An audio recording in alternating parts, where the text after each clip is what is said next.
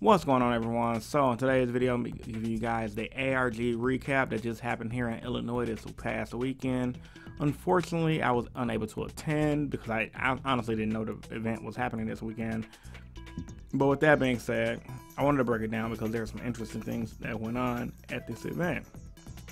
But before I get to the actual video, you guys already know, new round of the giveaway is up. And to enter the giveaway, you got to do a few things. Drop a like on this video, leave a comment in the comment section down below, and be a subscriber on my channel in order to enter the giveaway. The giveaway winner will be announced the first week of November, and the giveaway is for the Way of the Warrior MetaMask Playmat. As you guys can see, it's a very sexy playmat. Now, ARG Collinsville 2017.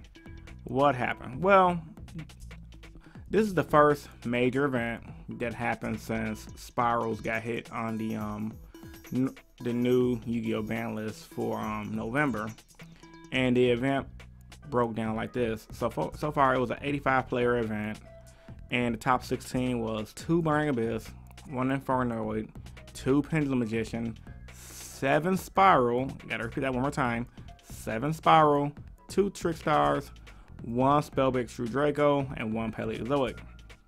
Now, a lot of people may be thinking to themselves, well, it was only an 85 player event, that's smaller than the regionals. A lot of people also go online saying ARGs don't matter.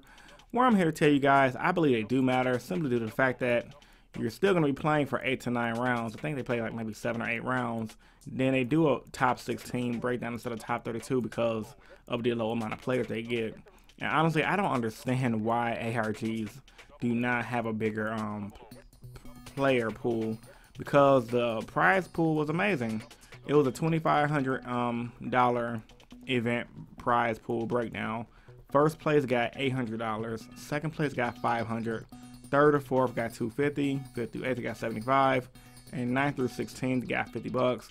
So pretty much if you top this event, you make double your money, which is pretty cool because you're playing Yu-Gi-Oh! And you're having fun and you're making money at the same time. But man, that whopping $800 could definitely help you invest more into the game, or just having you get some extra spending money for the current weekend. But for the most part, this top 16 was crazy because a lot of people were saying when the ban list dropped that Spyrals was a dead deck, Spyrals is not going to do anything.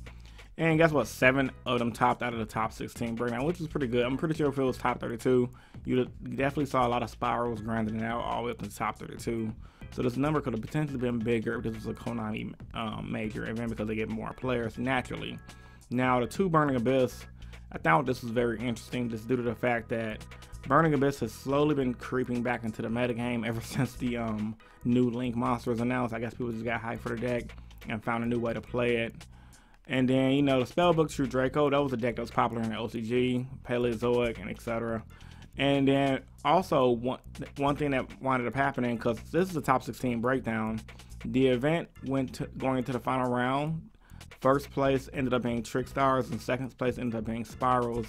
So 2 of the decks that I said were first and second for being the best decks of the format ended up being in the finals of this event. So that just lets me know I'm a good procrastinator when it comes down to predicting formats.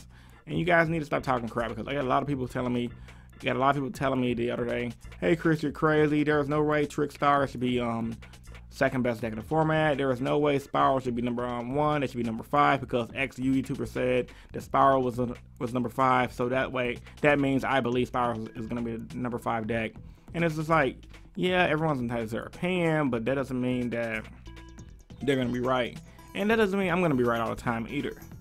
We're all doing our best just to guess out what the best decks are going to be. So I feel like when it comes down to people telling me I don't know what I'm talking about, bruh, just stop, because I know what I'm talking about. And I'm glad this weekend proved it. So yeah, man, out of Spyral decks, I wanted to show off the Spyral list played by Jordan Palmer, who is a native to Illinois. I know the guy personally. I've met him a few times. Pretty cool dude.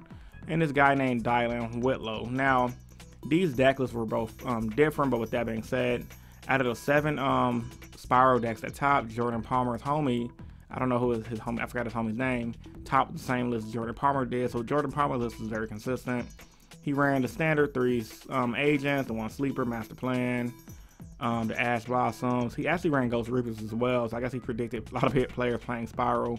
He was trying to be a little ahead of the curve, which probably was costing his Top 16 game. And then he's running the triple double summon and triple fullest barrel goods. Now, a lot of people, once again, when I did my Spyral deck profile, they were talking about, oh my god, fullest barrel goods is Brick City with double summon, blah, blah, blah, blah, blah. And it's like, bro, there you go. Two of the same deck list topped, running 3 and 3. Now I run 2 fullest barrel goods. I don't run the 3, but I might consider bumping it up to 3 based on this list doing really well. Then the extra deck is standard. You know, the Spyral shenanigans that allow you to do all the crazy boards. And then he's running the Ghost Reaper, so if he runs into ABC, he's good to go. He side decks the Dante, and side decks is legit. The Scoldings, the Twin Twisters, that machine card that banish all the machines for Geki. But then the list could go on. And you also have the Artifact Lancia for the struggling battle to keep yourself from getting banished. That was pretty cool, pretty solid list overall. Good Spyral deck list in general. Now dialing Whitlow's list hit me with an awe, as you guys can see right here, because he teched 2 cards that I liked a lot. Different Dimension Reincarnation. Now, I was like, that is so genius. I'm surprised I didn't think about that. The card, for you guys do not know, pretty much reads: discard a card from your hand to special summon a banished monster to feel like a premature burial but for banished monsters. And I guess the whole theory was, well, when your quick fix is banished, you bring it, if you have DDR in your hand, play DDR, bring quick fix back, and start doing your Spyral shenanigans. I'm like, that was smart, because you could, if you overlay your quick fix, you're gonna do. I might copy that. Now I legit might copy that, because that's so good. Because once you banish a quick fix, bring them back. You can banish out stuff with Sleeper, bring it back. It just synergizes with the deck so well. And then he pretty much did a standard, almost kind of like similar to Jordan Palmer's list, where it was like the 3 fullest barrel goods. But he did 2 double summon, and they're both running 40 cards, which I think was interesting. And they also both ran the Ghost Reaper. So triple Ash Blossom, triple Ghost Reaper, triple Ghost Ogre seems to be a standard, going along the lines with DD Crow and Max 2. So it's about 3, 6, 9, 12 hand traps still, so that's pretty impressive. People thought they were done with the heavy hand traps, but I guess when it came down to these players going to this event, they said no bueno, and they want to run hand traps, and I honestly cannot blame them. But Spyral's moving forward. Expect a lot of lists to look just like these, or somewhat different, due to the fact that they obviously must be consistent if they topped. And yeah, man, these are pretty good lists. Now, outside of Spyral's list, I'm going to talk about the 2 more deck lists. I'm talking about Noah Green's Burning Abyss deck and Bernardo Miranda Spellbook True Draco deck. Now, I'm talking about Noah Green's BA because there was another BA guy at top. But Noah Green is a Nationals champion, so I feel like his is a little bit more optimum. And then Bernardo Miranda, that's another guy from Illinois who I know, played him a few times at locals. So yeah, let's go over to Noah Green's Burning Abyss. So, like I said, pretty standard, going into what the how the last Burning Abyss player did when it came down to what they were doing. Surprisingly, he did not run the mistakes like the other BA guy who topped last week ran. He, like the guy who topped in London, he just pretty much mained at the anti-spell fragrance for pendulums, and he just slow rolled everyone throughout the entire day. Pretty impressive. Ash Blossoms, 3 Ghost Ogre and a Max C, so about 7 hand traps. I mean, the BA's flow, I'm guaranteeing you he probably played against a lot of pendulums and he's got really good. Then of course the triple struggling battle, the Scolding. A lot more people are running Solemn Scolding because of how powerful it is, because it works so well with cards like Struggling Battle and Continuous Trap like Anti-Spell Fragrance that you can effectively side into 1 to 2 Scoldings to 3 Scoldings and play your Struggling Battles and your Anti-Spell Fragrance, anything continuous, and be good to go. So yeah, man, good stuff, Jordan. Noah Green.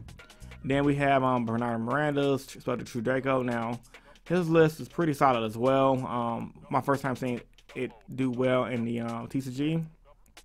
I mean, it probably has, I just haven't been paying attention to it. But it's pretty standard. You run the Spellbook Magician Prophecy. You run the Masterpiece. It appears that his list, he didn't run the Prophecy like the other guy did. He just ran the Blue Boy, and then for draw, he just used the Spellbook engine as a draw engine. And then he side decked Zaphion the Time Lord, which I'm gonna go on a limb and say it was mainly for Pendulum, so that's pretty good, pretty smart. Now, overall, guys, what does this mean for the rest of the format? Because that's the big question when I come down to me doing these breakdowns for the YCSs and ARGs. I might even start doing regional breakdowns if you guys want me to do those. Post in the comment section down below if you guys think I should. I think the rest of the format, we're going to definitely see an increase in Spyral players, because since Spyral did take up majority of the top 16, we're going to see a lot of people who sold off the deck flock back to the deck to have something to play. And we're also going to see an influx of tricksters as well at the next YCS and the regional scene. And tricksters cards could go up in value, mainly because tricksters won the event. And like I said in my best deck of the format video, or one of my videos I said this past week, Spirals is definitely the best deck of the format, hands down. Tricksters just beat it outright because it can burn it to death, and it just pretty much play unfair. And if you open up the Droll and Lightbird Trickster combo, it is GG no re. So, with all that being said, guys, post your thoughts and opinions about ARG Collinsville in the comment section down below. I always tell you guys, if you're a new viewer to the channel, I would love for you to subscribe for more Yu-Gi-Oh content. I'm uploading pretty much 5 videos a week. And yeah, man, stay tuned for the giveaways. I do them monthly. So yeah, that being said, Innovation Yu-Gi-Oh signing out. Peace.